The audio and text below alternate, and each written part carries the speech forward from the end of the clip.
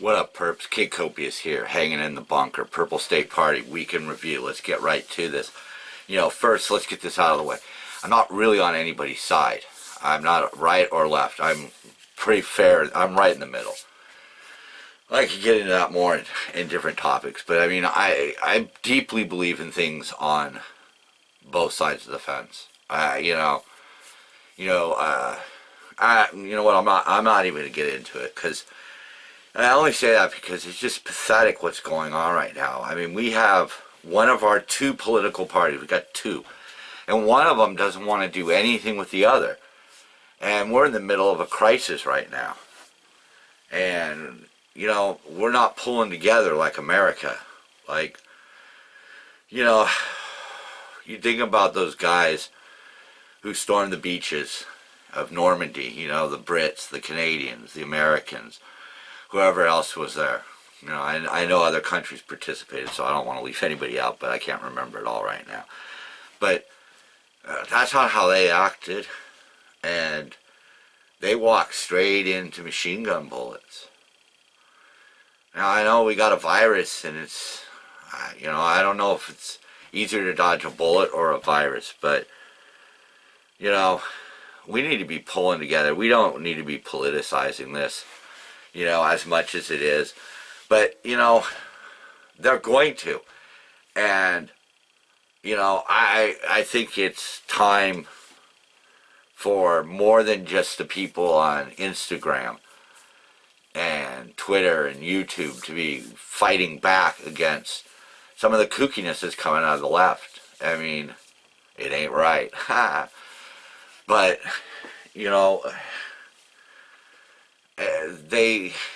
they feel like they need to play by these so-called new rules, and I don't really think that's what it's about. These new rules, they're not what saw us through our troubled times in the past. We pulled together as Americans, and we're defiant in the face of fear. And I don't know that we're doing that. I know what it feels like, and I can talk about it, because my work is essential. There's things that I have to do that are important. And, the problem that I'm having is that there's less work right now. So that means less money for me, but it doesn't really mean less exposure, And we do our due diligence to try to adhere to the different rules that are in place right now, but it's not always easy. It's a tiny bit scary. I haven't been able to see my parents because they're older. Because they live just minutes away, and I can walk there, but it's a little risky right now.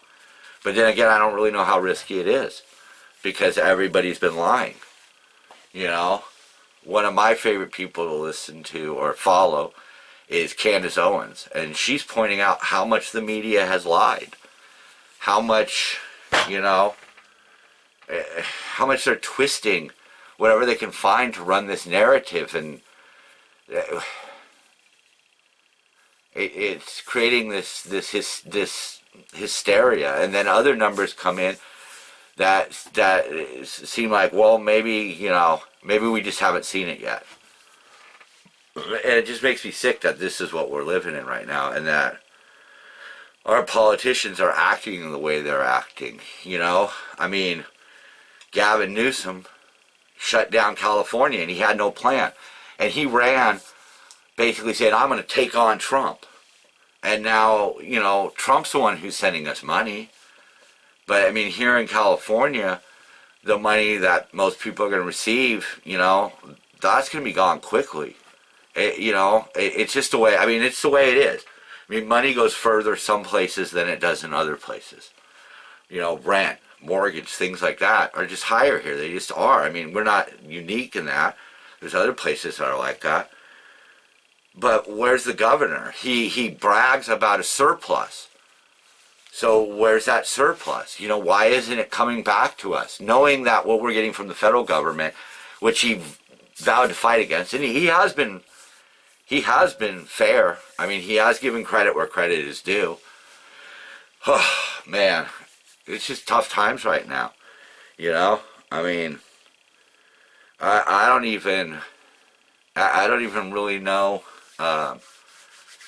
what this is like. I mean, I know my grandparents and my great-grandparents went through similar things like this, and, you know, the stories they tell were horrific. So, you know, that brings me back to the beginning where, you know, I just want to give credit where credit's due, and, like, if somebody earns my respect, it doesn't matter, like, what religion they follow, what, you know, what their beliefs are. Like, if somebody earns my respect, they earn my respect. And that is what I'm seeing out of Trump, who I didn't know how to feel about the guy. But, yeah, he's been optimistic. He's been defiant in the face of fear. And he's just gotten criticized for it. Oh, he was wrong. He was wrong. He ignored these warnings. He blah, blah, blah, blah, blah. You know, you see the mayor down in New Orleans blaming him for Mardi Gras. You know, we didn't have all the information. We didn't really know who to believe. You know, you hear all these numbers. You're in his position. You do his job. You listen to all those experts, and then you figure it out. You know, because, yeah, he's Donald Trump. He's probably smarter than me. But he might not be smarter than you. So how do you do that? You know, how do you take in all that information and then everybody has to criticize that you're wrong? You know, I was asking somebody, well, what would Hillary have done differently? And he says, I want a full investigation just like they did in Benghazi. And I said, but Benghazi was like, we were attacked. And he says, Trump's a buffoon. And it's like, well, I don't know. Me and the guy I'm talking to, we're not going to solve the problem. We don't really have the authority. But yeah, I mean, you know, I spend Monday through Friday out in the midst of this, and I see just the devastation, because right now we see businesses that are closed because of quarantine. And slowly but surely we're going to get back on our feet again, because that's what America does, you know. We kick ass, and we don't really need names, so we don't even bother taking them. You know, and eventually that's going to kick in again. You know, I know we got to do our part, but, you know, especially here in California, we don't use public transport. So maybe we could have gone about it a little bit differently. Maybe it kept the wheels running in California and some of these other states that have shut down. Maybe if we just practiced the washing of the hands, and no shaking hands, the 6-foot distance, blah, blah, blah, blah, blah. All of that. Maybe I should start wearing this. I'm just afraid if I start wearing this everywhere I go, people are just going to hand me money in brown paper bags and think it's a robbery. But hey, at least if I cough, I won't spray it on them. But, you know, so far I'm healthy. And that brings me to the last thing, which is skateboarding legend Jeff Grosso passed away this week. And he was somebody I grew up with. It's just, it is what it is. I remember one time I was in his backyard, and I had to go up onto the wall and get some Thai stick from a guy. And we all smoked it, and we got into a tent. I don't know why. That, you know. But anyhow, we're in there, you know, we're young. We're like young teenagers, I think, and we're high as fuck. And, their dad comes out and removes all of the tent post pegs and leaves us trapped inside there with the wind just blowing the tent around us. I mean, that was epic. And, you know, that's my favorite story. Just because it was a trip. You know, a dad was in on it. Back then, you know, it was a different world. And to see some of these dads, you know, knowing what was going on, he had to, and then messing with us, that kind of altered my perspective, I think, for my whole life. And so that's why that's my favorite story. And, you know, I know what it's like to struggle with some of the things that he struggled with. And, you know, this is the second person that I grew up with that I've lost this year. Well, in the last year, I should say. And, man, sometimes it scares you when you're out there running around all the time, you know. you gotta be, you gotta be defiant in the face of fear. You gotta earn if you can earn. That's the thing. Earn if you can earn, and that's what I've done.